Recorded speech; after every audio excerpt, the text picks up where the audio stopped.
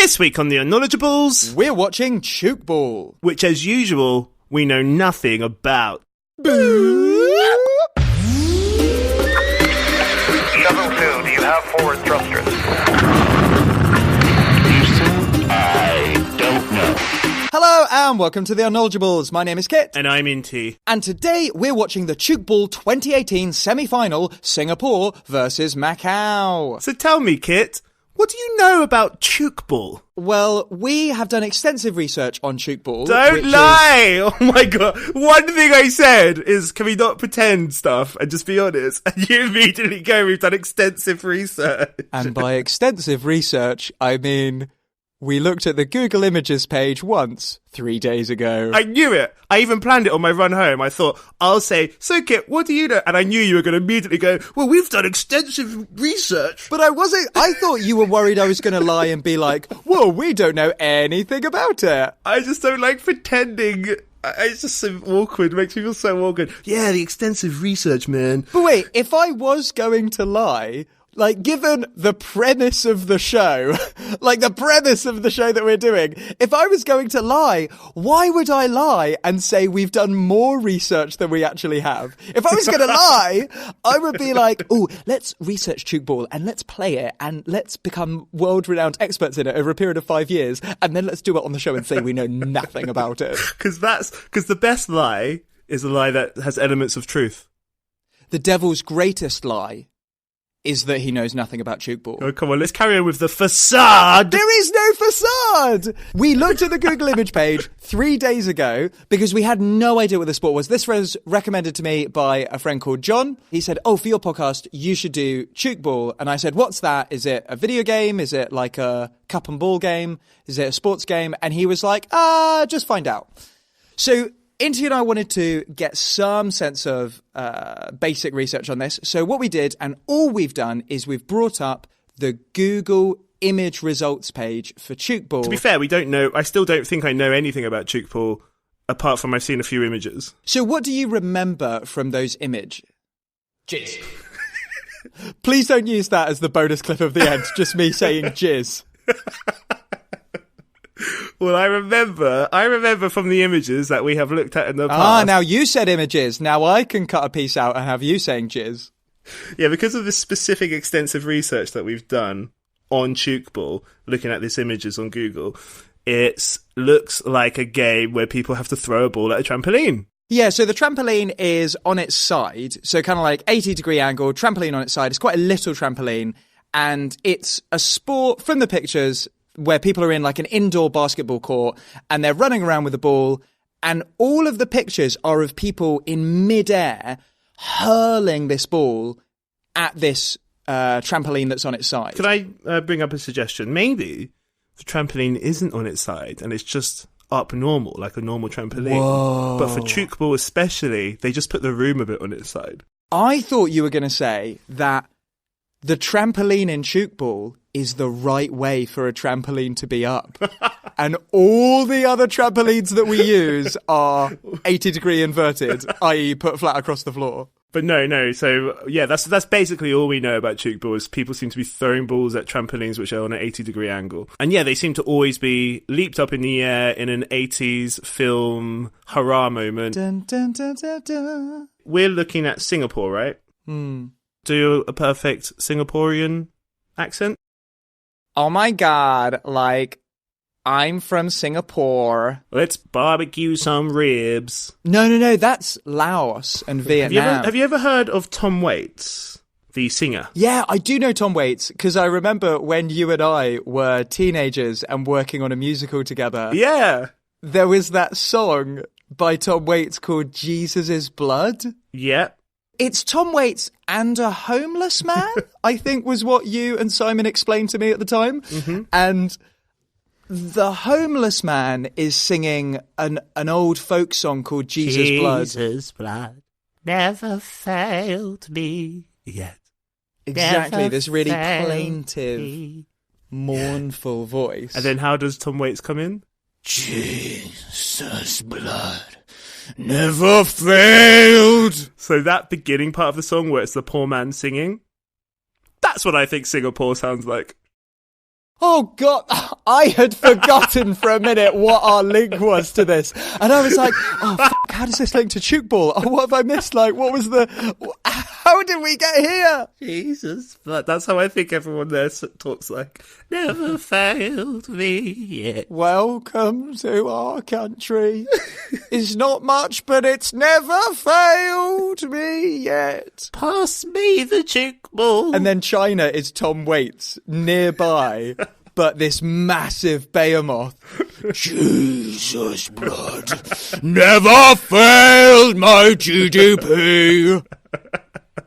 I think I said behemoth wrong. It's behemoth. I always pronounce behemoth like Beowulf. Like the Angelina Jolie CGI film. And now, onto the part of the podcast where we guess the rules.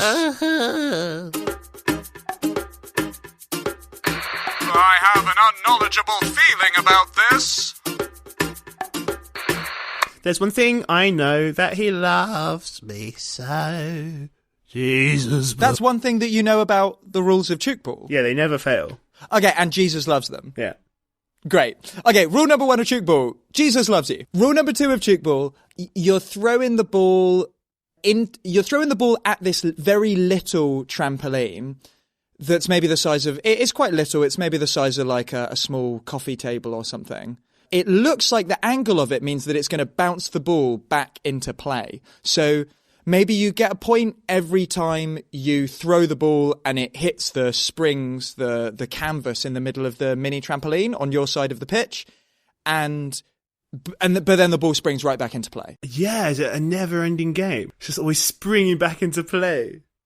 I think in addition to this, they could have a timer and a referee. Like when you score a goal, is it just a never-ending thing? It's like scoring a goal is throwing it back into play. Yeah, so this is going to be like football, we predict, but it has combined the goal and the throw-in. Okay, here's some rules for you to guess.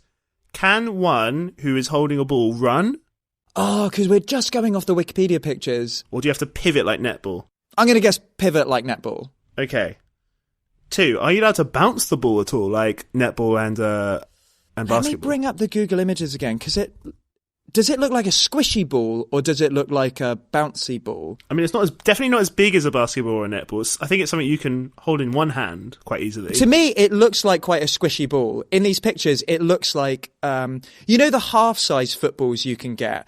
It looks like that, and it looks really squishy. Let's say the rule is you're not allowed to run with the ball. So once you've caught the ball, you have to plant your feet on the ground. So maybe if they're not allowed to run with the ball, so I've got the ball, I'm static, you're running, and I can throw the ball to you to catch it, and you can leap to catch it, and then still be being propelled through the air whilst you've caught the ball to get momentum to throw the ball at the trampoline. I like that. So that is football with the goal and throw-ins combined, and a little bit of netball sprinkled in there as well. Yeah. And trampolines the right way up. And you're forgetting the main rule? The big one? Tom Waits at the side for his turn. Saying what? Come on, the main rule? That we're saved by Jesus' blood because he loves us? Because Jesus loves you! Right, great. I mean, Christianity is quite popular in Southeast Asia, isn't it? Because we're going to be watching Singapore and Macau. They've got 1/5 in Singapore is Christian. So it might be that only 1 in 5 players are going to be adhering to the rule that Jesus loves them. Well, no, Jesus loves you regardless. Oh, of course. Yeah, that's the whole spirit of Tchoukball. Yeah. Regardless if he sends you to hell, he loves you. Something I really like about the way Tchoukball looks is it looks really satisfying to just throw the ball as hard as you can. Well, now with some of our guesses, I think it seems decidedly unsatisfying because there's nothing less satisfying than throwing a ball as hard as you possibly can, but it's a squidgy ball and it doesn't bounce. It just smacks onto the floor and doesn't bounce back up. Because we're guessing this is a squidgy kind of ball. Yeah, it looks squidgy. That's going to be quite unsatisfying. And also, you're throwing it against something which isn't even a hard surface. It's something which is springy, which might absorb even more of the impact. Yeah, maybe it never bounces, no matter how hard. And they're all trying to make it bounce. If Tchoukball was sound effects, it would sound like this. Just lands like that. Blood. failed me yet. It is better to have known and forgotten than never to have known at all. Tchoukball is an indoor team sport developed in the 1970s by Swiss biologist Dr. Hermann Brandt. He was concerned about the number of injuries at the time, and as part of a study, he wanted to create a sport that reduced injuries, was not aggressive between players, and enabled people of all shapes, sizes, genders, cultures, and backgrounds to play together. That's such a Swiss thing to do. There's a semicircular D-shaped forbidden zone measuring 3 meters in radius. Each team can score on both ends of the court. That is not something I expected. I expected it would be, there's a goal at either end, which is of the other team. But either team can score at either end of the court. Apparently there's different sizes of balls for depending on the category of players. Well, depending on the shapes, sizes, genders, cultures and backgrounds of the players, they will have different sized balls. In order to score a point, the ball must be thrown by an attacking player, hit the frame and bounce outside the D without being caught by the defending team. Oh, that is a really cool sport. Okay, so at either end of the court, you've got this tiny little trampoline on its side, and there is a semicircle around it, a big D, a semicircle, and you can't enter that D, so you can't go up to and touch the little trampoline because there's this forbidden semicircle area. But in order to score a point, you've got to throw it from outside the D into the D, bounce it off the trampoline without someone then catching it from the opposing team. That's great. And it's got to bounce back outside of the D. So you do have to throw the ball hard enough that it bounces off the trampoline and it will bounce back outside the D. That is a cool sport. I think the D, in common parlance, popular culture, vulgar parlance, it sounds too much like dick. The D. I hate that joke so much. What, the D? It is the laziest possible joke that anyone could make, which is D stands for dick. But I don't think it's a joke. Even in real life, that someone says, I was teaching a class the other day and we did a test and I had to give 2 kids a B and I had to give 1 kid a D. And people go, you said the letter D. Oh, that means dick. You gave someone a dick. I think it's the most, stupidest, laziest joke. Oh, no, but there has to be consequences for the things you say. You know the landscape in which you operate. And therefore, the D is a charged phrase. So when you say it, I will not bow. You're inviting what you don't like. You're just inviting that into your life. I will not bow. I will not kowtow. I will not do it. There is a D on the Tchoukball court, and you must not enter the D. And you've got to bounce the ball outside of the D. Yeah, you shouldn't enter the D. Well, if you're at the GP and they're giving you a test for thrush or something. The Swiss doctor's like, no! A point is scored when the ball rebounds after hitting either of the 2 frames. Those are the 2 small little trampolines at either end of the pitch, which either team can score against. So it's you get that point, throwing it into the forbidden zone, then it bounces out of the forbidden zone. The forbidden zone. The forbidden D. The D is forbidden. Well, I grew up Catholic. Okay, Inti. Yeah? Positions. I'm going to quiz you on what the positions are. There are 7 players on a team. There are 2 somethings, 2 something elses, 2 something elses, and 1 something else. Are these positions? Yep. Doggy style. That's why you give someone the D. There are 2 Ds in this court, but they're forbidden. One of them does start with D. Defender? Well done. There are 2 defenders. Ding. The defenders are the fenders around your dick. A fender is a low frame bordering a fireplace to prevent burning coals from falling out. Yeah, that's what I need around my dick. It's a guitar. That's what I need around my dick. Not just penises, because as Dr. Herman Brandt wanted, this is a game for all shapes, genders, sizes, cultures, and nationalities and backgrounds. And genitals. Yeah, Gentiles, Jews, Muslim men, everything. And now on to the part of the podcast where we watch the video. If music be the food of love, I don't know what to order. 2, 1. Jesus Play. blood. This is the first period, Singapore versus Macau. And the other periods will also be Singapore versus Macau. Like someone's standing in the D. Oh, no. In the D. Standing in a D. Period. Period ends with a D. It starts with a P. Okay, this video has gotten straight into the gameplay immediately. Is this a video from one camera in the audience, remember? Is that what we're watching? Yes, this is. I don't think Tchoukball is particularly internationally televised. This is an audience's camera. Okay, we need to clarify. We're looking at this big old basketball court. There are two teams playing. There's one team in red, one team in dark green. So basically, whenever somebody goes to score a point to hit the trampoline with the ball, they've got to jump really high, and then the other team all basically form a wall because they're getting ready to stop the ball from bouncing too far and catch it. Oh, you mean they form a wall not between the player and the trampoline? They form a wall outside the D. Around the outside of the D, so that when the ball bounces out of the D, in order to score a point, it needs to bounce out of the D and bounce onto the floor. But if all the players from the other team are waiting around the outside of the D, they can just grab it and there's no point scored. Don't want to grab the D. We got red and dark green. Which one's Singapore? Which one's Macau? Well, this is recorded from somebody in the audience, so I'm not sure. I would say I'd like to think red is Singapore. Yeah, we just got no indication. No one's going to tell us. And we have no indication of any scores. Scores. We really are watching a bootleg version of this game. We can't even see the score.